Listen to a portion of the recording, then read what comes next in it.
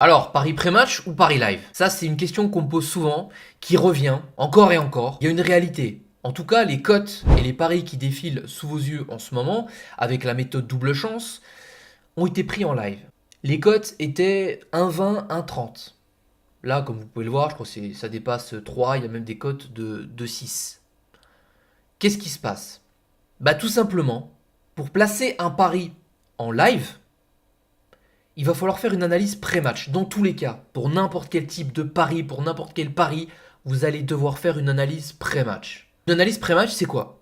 Ça va être des matchs tout simplement qui vont correspondre à votre méthodologie. Là, bah, vous allez décider de vous placer parce que vous allez vous dire, bon ben, ok, mon pari est bon, c'est cette méthode, double chance, la cote elle est de 1,20, je me place tout de suite. Le bookmaker m'offre la cote de 1,20. Donc pour une autre technique, je sais pas, 1,70, peu importe, mais en tout cas, vous avez décidé de vous placer avant que le match commence. Écoutez bien l'analyse, hein. Je vous prends pas pour des teubés. Là, du coup, vous allez avoir ce choix numéro 1, parce que vous n'avez pas le temps, parce que c'est ce que vous avez décidé de faire, peu importe.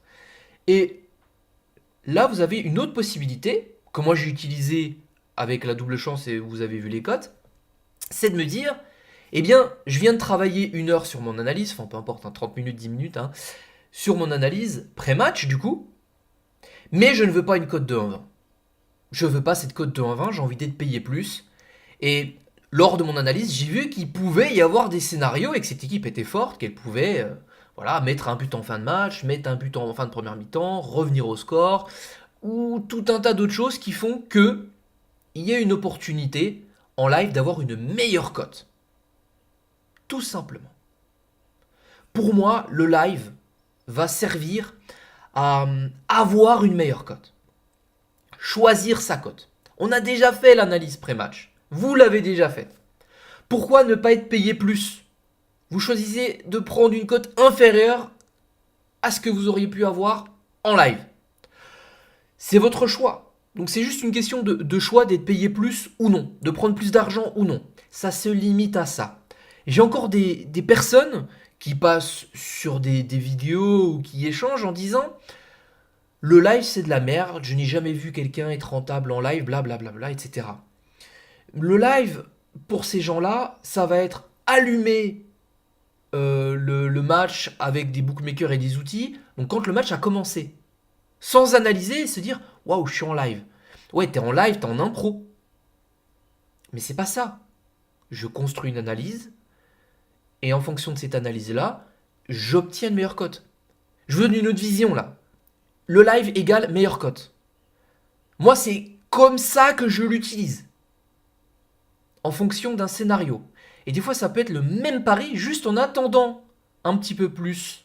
20, 30, 40, 50, 60 minutes. Vous allez placer le même pari avec une bien meilleure cote.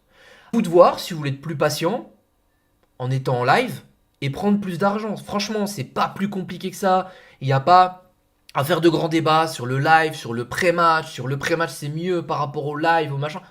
Franchement, les gars, quasiment tous les paris, si ce n'est tous les paris, sont plaçables en live et ont souvent des meilleures cotes. Vous prenez deux personnes, un qui place en pré-match et un qui place les mêmes paris. Exactement les mêmes, rien que les trois que j'ai postés. Le gars va mettre 13 euros sur une cote de 1,30. Moi, je vais mettre 13 euros sur une cote, enfin, ou 19 euros, peu importe, sur une cote de 6.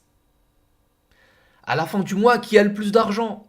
Qui peut réinvestir encore plus? Qui peut augmenter ses mises? Qui peut aller au resto? Qui peut... Voilà. Ben, ça va pas être le gars du pré-match. Alors, le pré-match, on crache pas dessus, on dit pas que c'est nul, c'est juste que ça offre des possibilités limitées. Moi, je l'ai utilisé pendant longtemps sur une Unibet, j'utilisais aussi du live, mais j'ai utilisé aussi du pré-match. Moi, j'ai gagné de l'argent avec du pré-match, mais j'avais des mises très importantes et une bankroll à 6 chiffres. C'est tout. Donc après, vous faites comme vous voulez et il n'y a pas de problème avec ça. Mais vous n'êtes pas payé à votre juste valeur, vous n'êtes pas récompensé parce que vous bossez dur pour la plupart d'entre vous qui êtes sur la vidéo en ce moment. Et puis vous allez placer vos paris en pré-match, quoi. Donc c'est un petit peu con.